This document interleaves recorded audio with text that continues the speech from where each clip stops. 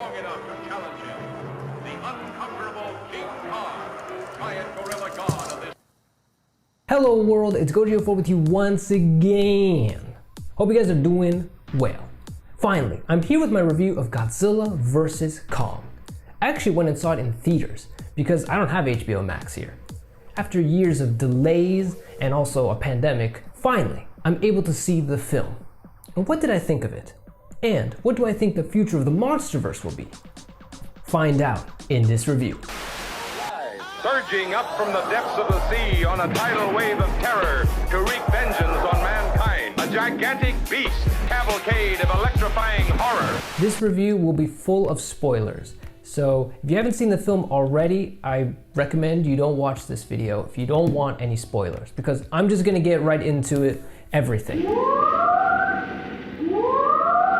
First, I just want to say that the human plot itself, I think this is what everyone pretty much pointed out, is the most pointless part of the film, and I think it's true. I think it's very silly, and to be fair, it's quite obvious that the human plot of the film is only there to set up the giant monster battles, right? It's meant to just get Godzilla and Kong and, of course, Mechagodzilla to battle. And that's the whole reason we're here to see the film. At this point, honestly, I'm so used to Toho Godzilla films having the most ridiculous of plots that I just kind of ignored. I mean, the original King Kong vs. Godzilla from 1962, the plot is about a pharmaceutical CEO who wants to bring King Kong to Japan as like a mascot for his corporation, brings King Kong to Japan, who causes massive havoc and like kills people. I mean, the plot is like really kind of silly.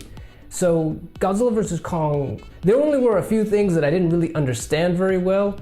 Like the main thing I think was, how did the humans harness this hollow earth energy that powered Mechagodzilla? Like I didn't understand that. They like scanned it and then recreated it.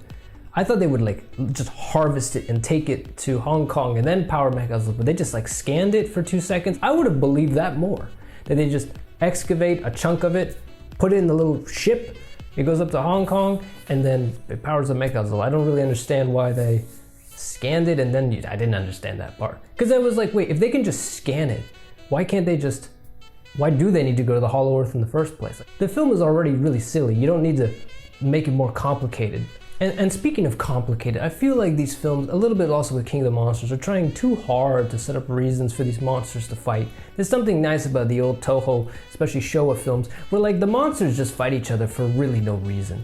Like King Ghidorah, three-headed monster, Godzilla and Rodan are just attacking Japan because that's like what they do. And then Mothra's like, we need to fight King Ghidorah, and Godzilla and Rodan are like, nah. And then they decide to help. And like that's what happens, right?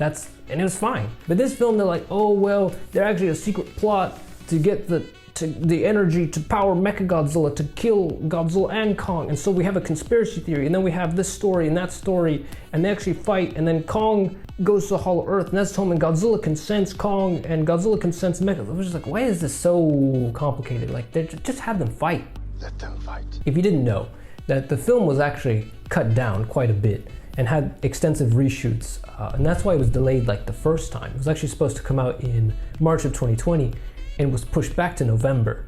And then of course the pandemic happened, so it pushed it back even further. But I think they cut out a lot of the plot already to try and simplify it. But I think it's just too complicated, too many storylines going on, when it's just like, they're just supposed to fight.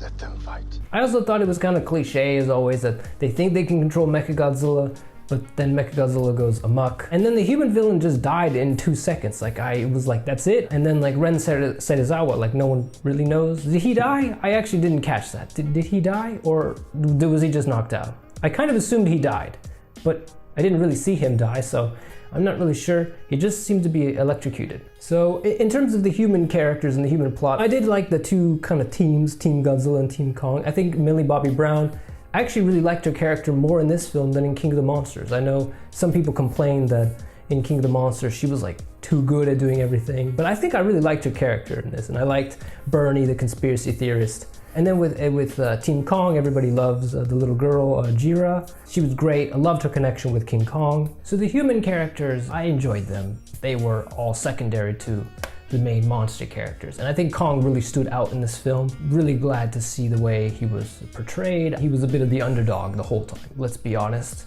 I really almost pitied him, because all he wanted to do was find a new home. It was these humans that were complicating his life and using him to get the Hollow Earth energy. And he's the one who actually ends up helping Godzilla to stop Mechagodzilla. And he just wants to be left alone. I like this version of Kong. Friendly towards the humans, but also very defensive, very territorial, and ready to get into a fight. I think more modern versions of King Kong have portrayed him as more of a friendly relationship with women instead of a weird, more than friendly relationship as they kind of did in the past. And Kong was great, and his axe was really cool, and the fighting sequence with him and Godzilla in Hong Kong was, of course, epic.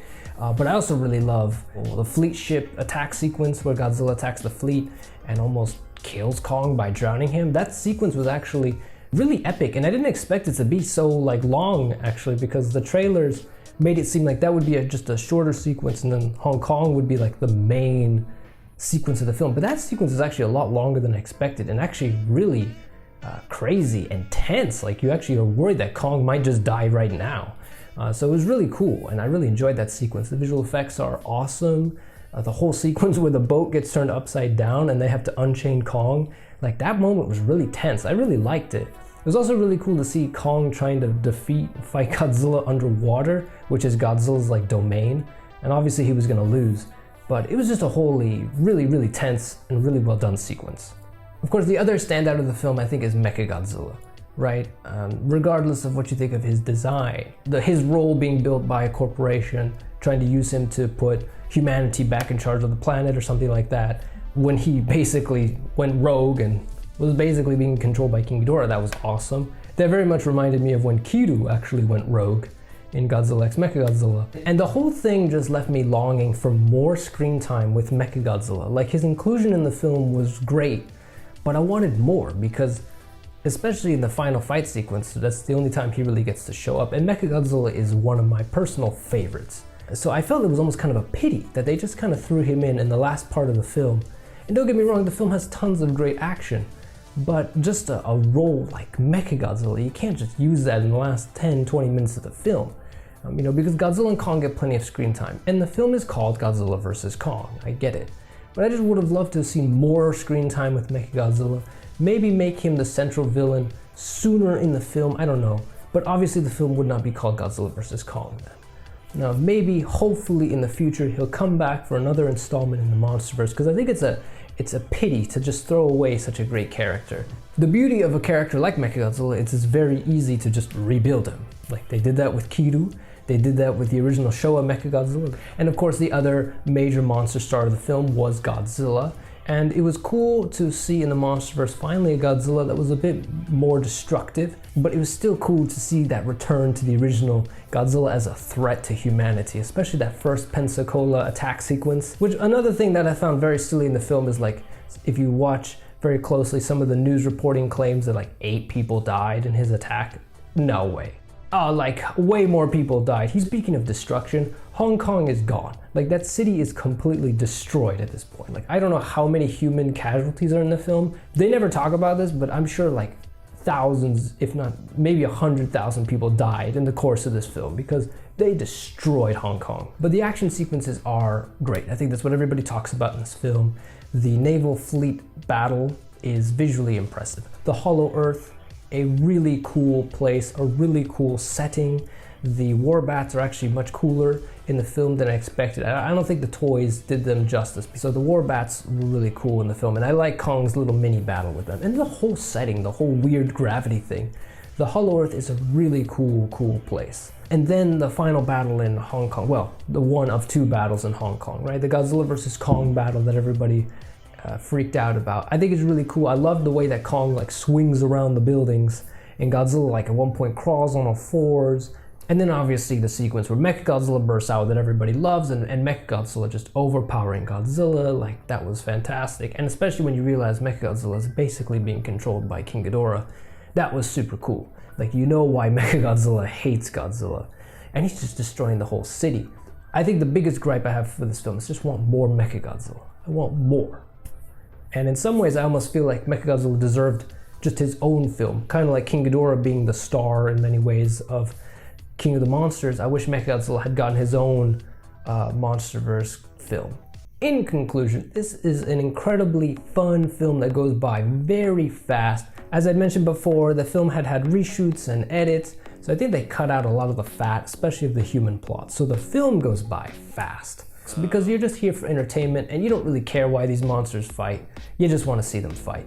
And the settings are really cool, especially the Hollow Earth or the final battle in Hong Kong. Like, really cool settings, really cool visuals. Some of the most beautiful visuals I think we've had in the Monsterverse. Honestly, when it comes to who won the fight, like, well, Kong lost but then he came back and saved Godzilla, I don't really care. To be fair, I really enjoy both of these characters.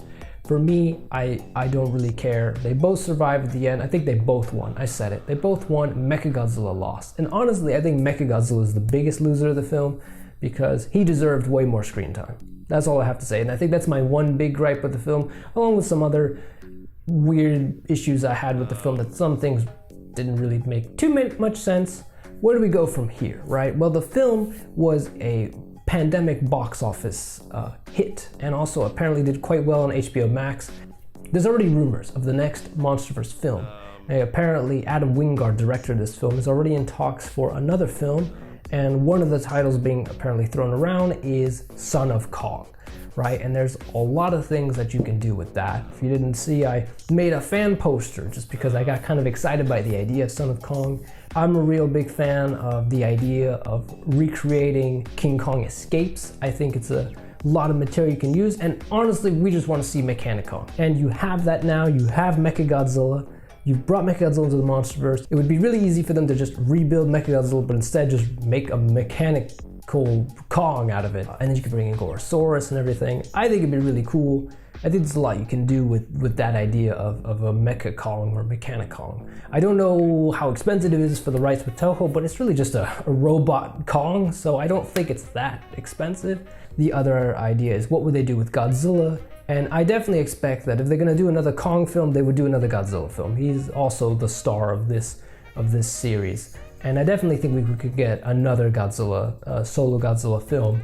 Now, what would happen in Godzilla 3? There's a lot of suggestions of what they could do with it, but I definitely love to see a character like Destroyer. I think Destroyer is probably one of the most obvious characters for a Godzilla 3. If you didn't know, I'm already starting polling for the next fan trailer, and one of the ideas is Godzilla 3 Rise of Destroyer and Son of Kong as well. I've put both of these ideas in the fan trailer polling because I know we're all thinking about what the next Monsterverse film will be. And I'm excited by the idea of what the next film will be. Also, I think a lot of people have forgotten that we're actually getting a Monsterverse Skull Island anime.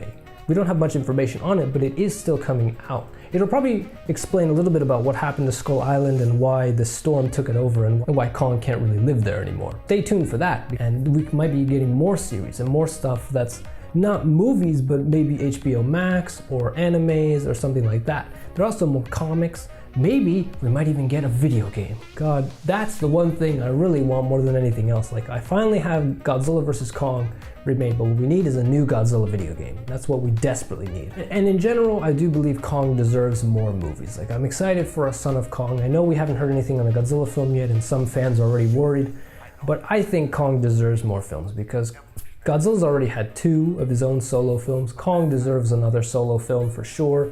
And I think Kong has never had a franchise like Godzilla has. Godzilla's been rebooted a bunch of times, but he's gotten his own sequels, whereas Kong has just, like, they've only remade the first film basically like 3 times, like twice. Only one of those actually got a sequel, King Kong Lives, which is not really that great a film. I want to see more solo Kong films because there's so much you can do with the character. And the thing is, like, well, what villains would he face besides Mechanicon? You could bring in other Toho creatures as well, mix them in. Megalon or Gabara or Titanosaurus. You could bring in Ibera, who originally was supposed to actually be a King Kong villain because Godzilla vs. Sea Monster was originally supposed to star King Kong, not Godzilla. There's also, they're always coming up with new kaiju anyway, but you know me, I want to see some of the classic kaiju come back. I think that's it for my review and my thoughts on the film, and also what could be next in the Monsterverse. I want to hear from you guys. What do you guys think of the film? What did you like about it? What did you not like about it? And what do you want to see next in the Monsterverse?